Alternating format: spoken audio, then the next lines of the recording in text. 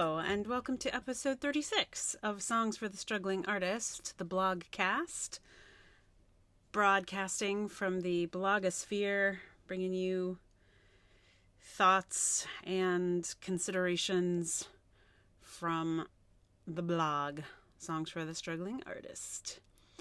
I will be reading to you today a blog called Where in the World, which is about international sexism. So I'm going to read that to you in a minute. It's funny, though, because I just was over on Ye Olde Facebook page, and a friend of mine from England, I do believe, she was like, hey, can somebody send me some inspiring articles about sexism? Because I'm going through some and I would love some inspiration. It's just funny because I was like, oh my God, do I have some inspiring articles about sexism?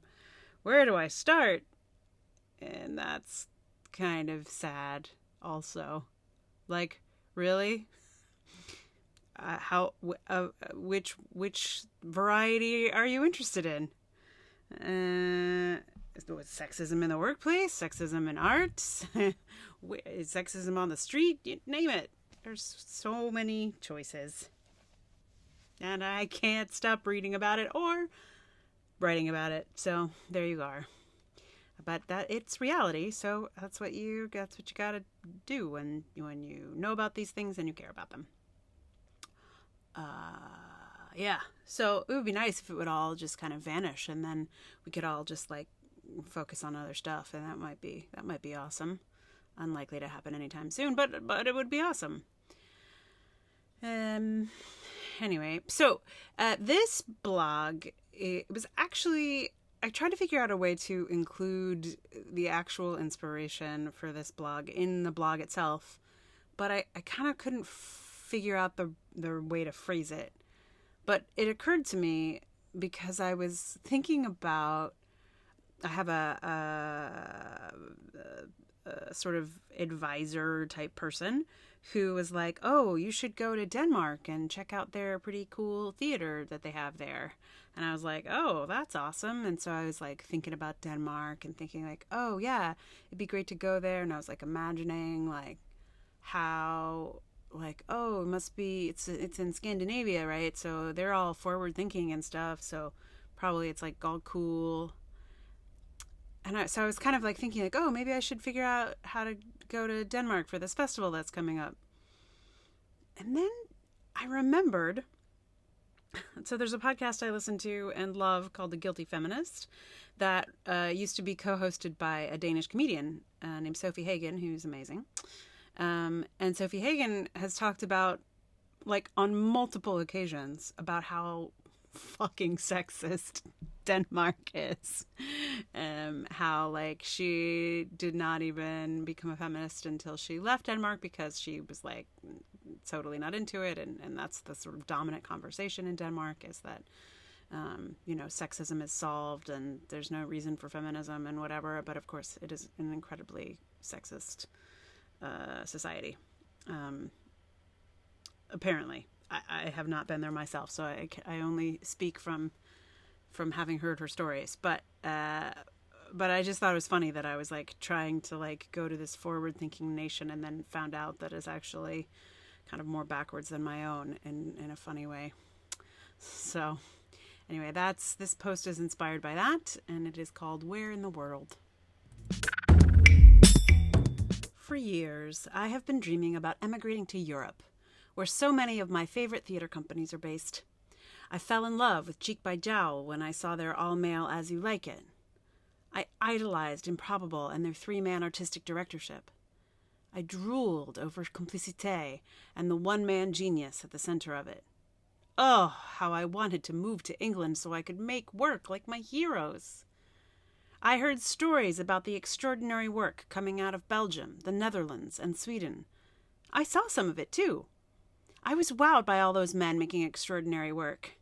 I wanted to go there and join them. Perhaps you've already noticed what it took me a while to put together. but almost everyone of note in my theater hero club was a man. I've finally put together that nearly all of the places I've idolized for their more forward-thinking art and or politics are actually as sexist as the country I live in. Some a little more, some a little less, but nobody's got equity. My first clues were the stats on my blog about sexism in the theater. I've got views from around the world on that thing. There are international waves of people when someone shares it in their native land. My next clue was my experience of international theater conferences, where I saw so many all-male casts. I just assumed I'd be looking at mostly men whenever I saw a show. When I went to panels of artistic directors from abroad, they were 90% male. Sexism isn't just an American problem, it's a world problem. And in some countries, the sexism is worse in the theater than it is in the country as a whole. Around the world, as far as I know, there is no theater community where the odds are not stacked against me as a woman. So, while I admire the work I've seen from Australia tremendously, it would make no sense to move there, as only 30% of produced plays are written or directed by women. Similarly, England. Similarly, Ireland. Where in the world could I go where my gender won't be a liability in my making work? I really want to know. Because I want to at least go visit and see what it would feel like to work in a place that doesn't dismiss me from the moment I come in. I want to know what it feels like to create without the entire deck stacked against me. Where in the world can a woman go to make theater with equity? So, there is my question of where in the world to go. And so, I was trying to figure out what song here to put at the end, and there really is only one song that belongs at the end of this particular subject, being where in the world can one go. This is a song that I was really, really hoping would stop ever being relevant. Like, it's it's a song, it's like so simple, and it's so like I'm embarrassed about it a little bit, because like I love it, but it's not my song, it's a Nancy Griffith song. Anyway, but I play it all the time, and I've been meaning actually to record it for a little while, but my goal is to be able to get through it without crying my eyes out, because usually I can't make it through the entire song without losing my shit. So I just went ahead and recorded it for this particular blog because it just is the end here. I think it's the appropriate song to put. But I will need to record this again. This is a kind of rough draft. This is the just get it recorded, just get through it without crying. And so my guitar playing is not my favorite. I owe you a better one, but this is the first take that can go with these thoughts. And unfortunately, the song is so old. The song is so old, and like it shouldn't be relevant, but it's like actually even like a little weirdly naive now, given the horrors of the world. Anyway, enjoy this song. It's called "It's a Hard Life Wherever You Go," or maybe it's just called "Hard Life." I'm not sure. I can't remember exactly the title. But it is a Nancy Griffith song, and I mostly made it through without crying.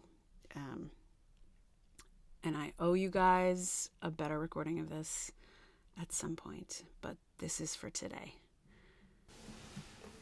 Here it is.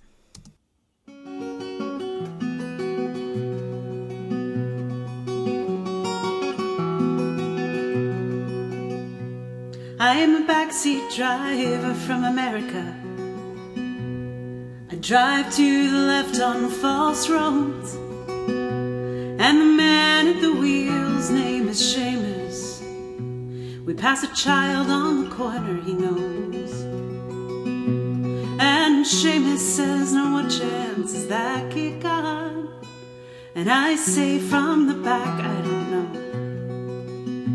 He says there's barbed wire at all of these exits, and there ain't no place in Belfast for that kid to go. 'Cause it's a hard life, it's a hard life, it's a very hard life wherever you go. And if we poison our children with hatred, then a hard life is all that they'll know. And there ain't no place in Belfast for that kid to go.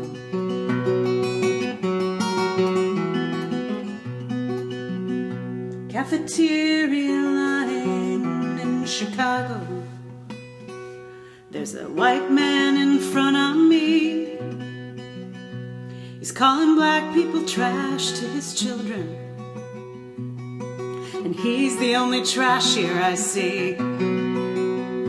And I am thinking this man wears a white hood in the night when his children should sleep. But they'll creep to their windows and they'll see him, and they'll think that white hood's all they need. 'Cause it's a hard life, it's a hard life, it's a very hard life wherever you go. And if we poison our children with hatred, then a hard life is all that they'll know. And there ain't no place in Chicago for those kids to go.